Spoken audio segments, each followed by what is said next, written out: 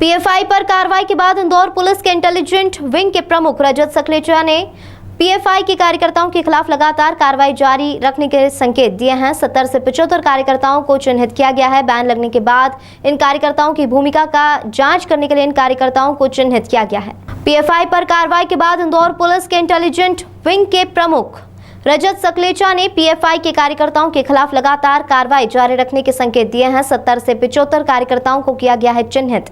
Ban लगने के बाद इन कार्यकर्ताओं की भूमिका का जांच करने के लिए इन कार्यकर्ताओं को चिन्हित किया गया है।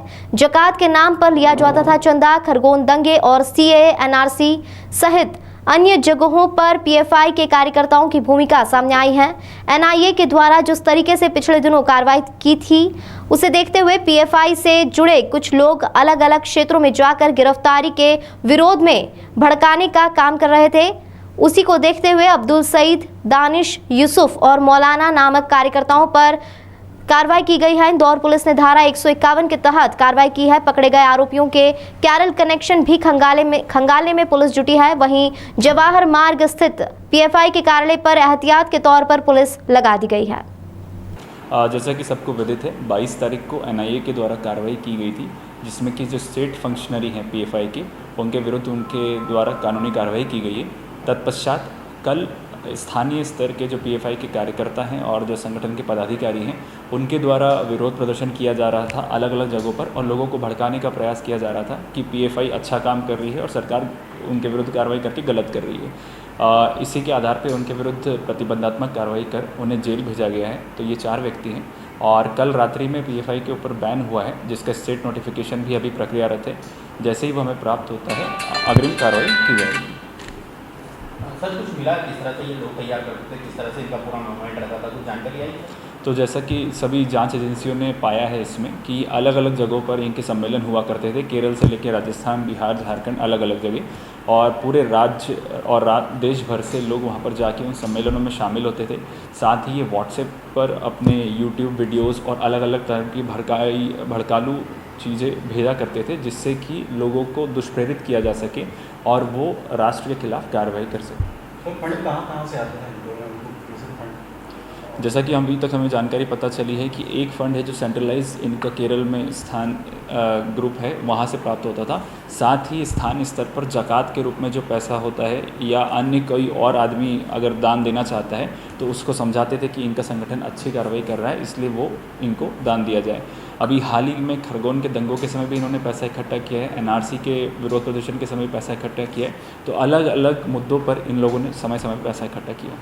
सर, इसके अलावा जिस तरह से लगातार कार्रवाई की जा रही है, तो एक जो पीएफआई का जो बता रहे हैं कि युवाओं को जोड़ने के लिए जिम और अखाड़े से उन्हें ट्रेनिंग दी जा रही थी, उसके बाद एक कोई बड़ा कार्यक्रम करने वाले थे, इसी की बात में।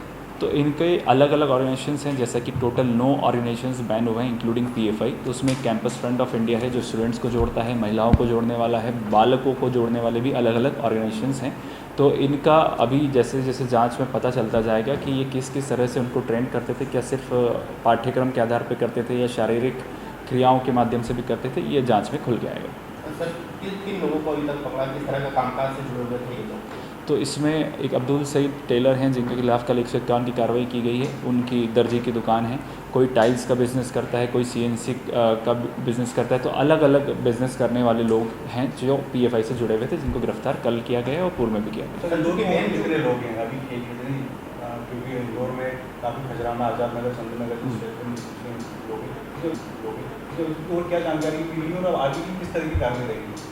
तो इसमें चूँकि जैसे हमने पीएफआई के पदाधिकारियों से पता किया है और उनके जो एनआरसी में विरोध प्रदर्शन हुए हैं या खरगोन दंगों के समय जिन्होंने धरना प्रदर्शन किया है, उन लोगों को हमने तब चिन्हित किया था जिन्होंने पीएफआई के बैनर के तले कार्य किया है, और उनके ऊपर हम लगातार नज़र रख रहे हैं।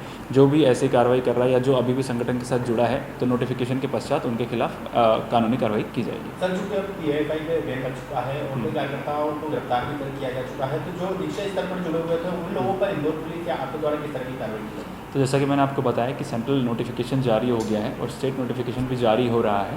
तत्पश्चात जैसा जैसा हम चिन्हित करते हैं, जैसा पाएंगे कि कौन कितने लेवल तक एक्टिव है या आज भी मेंबर है, उसको अकॉर्डिंगली जैसे सिमी के बैन के समय कार्रवाई हुई थी, वैसे की वैसे पीएफआई के बैन के समय भी उन संबंधित कार्यकर्ताओं के खिलाफ कार्रवाई होगी। सर, मोटा मोटा एक आंकड़ा सामने आया कि इतने लोगों को चिन्हित किया हुआ है, इन लोगों पर कार्रवाई हो सकती है। तो समय समय पे कभी 20 लोग, कभी 25 लोग, एनआरसी के समय अधिक लोग, तो हमें 70-75 लोग ऐसे हैं जो एक्टिवली इस पार्टी के लिए काम करते थे, तो उन लोगों को हमने चिन्हित करा।